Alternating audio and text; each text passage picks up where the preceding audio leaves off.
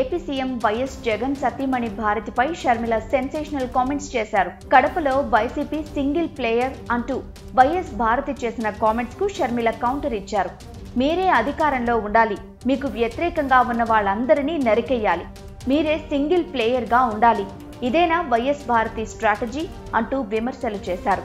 మిగతా వాళ్ళందరినీ గొడ్డలతో నరికేయండి, అప్పుడు మీరే సింగిల్ ప్లేయర్ అని ఘాటు వ్యాఖ్యలు చేశారు.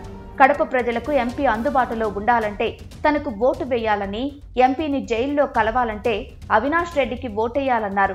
దేవుడు తమ వైపే ఉన్నారని, గొడ్డలితో నరికే వాళ్ల వైపు కాదని వైఎస్ షర్మిల అవినాష్ ని ఉద్దేశించి మాట్లాడారు.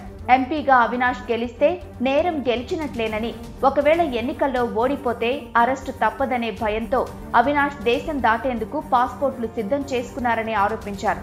పనిలో పనిగా జగన్, ప్రధాని మోదీపై కూడా విమర్శల బాణం ఎక్కుపెట్టారు షర్మిల.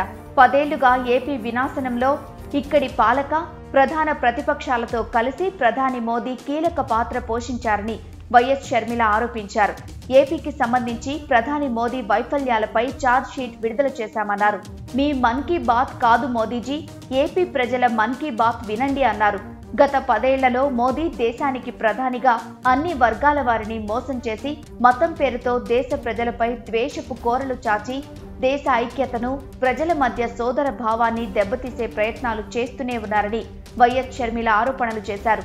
మొదట టీడీపీతో కలిసున్న బీజేపీ విభజన చట్టంలో కాంగ్రెస్ ఇచ్చిన ఒక్క హామీని కూడా నెరవేర్చకపోయినా కుమారుని కోసం చంద్రబాబు, కేసుల భయంతో జగన్ ఇద్దరూ బీజేపీని ఎదిరించి నిలదీసే ధైర్యం ఒక్కసారి కూడా చేయలేదన్నారు.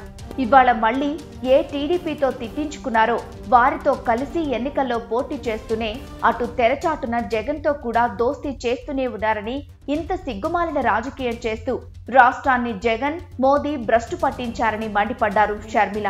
ఇప్పుడు ఆమె కామెంట్స్ సోషల్ మీడియాలో వైరల్ అయ్యాయి. అవునండి, వాళ్ళే అధికారంలో ఉండాలి, వాళ్ళే గొడ్డలి తీసుకొని అందరినీ వాళ్ళకి అగేన్స్ట్ గా ఉన్న వాళ్ళందరినీ నరికేయాలి, వాళ్ళే సింగిల్ ప్లేయర్ గా ఉండాలి. ఇదేనా భారతి గారి స్ట్రాటజీ? ఇదేనా? అంతే కదా, గొడ్డలితో మిగతా వాళ్ళందరినీ నరికేయండి, మీరే సింగిల్ ప్లేయర్ గా ఉంటారు. అప్పుడు ఈ రోజు అవినాష్ రెడ్డి గారు ఊరు దాటిపోవడానికి ఇక ఓటమిని ఒప్పుకునే పరిస్థితికి వచ్చి పాస్పోర్ట్లు కూడా తయారు చేసుకుంటున్నారు. ఆయన ఊరి దాటిపోవడానికి ఎలా అయితే నేను తప్పించుకొని పోగలను, నేను ఓడిపోతే నా అరెస్ట్ ఖాయం అన్న పద్ధతిలో ఉంది వాళ్ళ పరిస్థితి. ఇప్పుడు అవినాష్ రెడ్డి గెలిస్తే నేరం గెలిచినట్టు, రాజశేఖర రెడ్డి బిడ్డ ఓడిపోతే నేరం గెలిచినట్టు. కడప ప్రజలందరూ ఆలోచన చేయాలి. మీ ఎంపీని కలవడానికి మీ జిల్లాలోనే మీకు వీలుండాలి అంటే రాజశేఖర రెడ్డి బిడ్డకు ఓటేయండి. మీ ఎంపీని కలవడానికి మీరు జైలుకి వెళ్ళాలి అంటే అవినాష్ రెడ్డికి ఓటేయండి.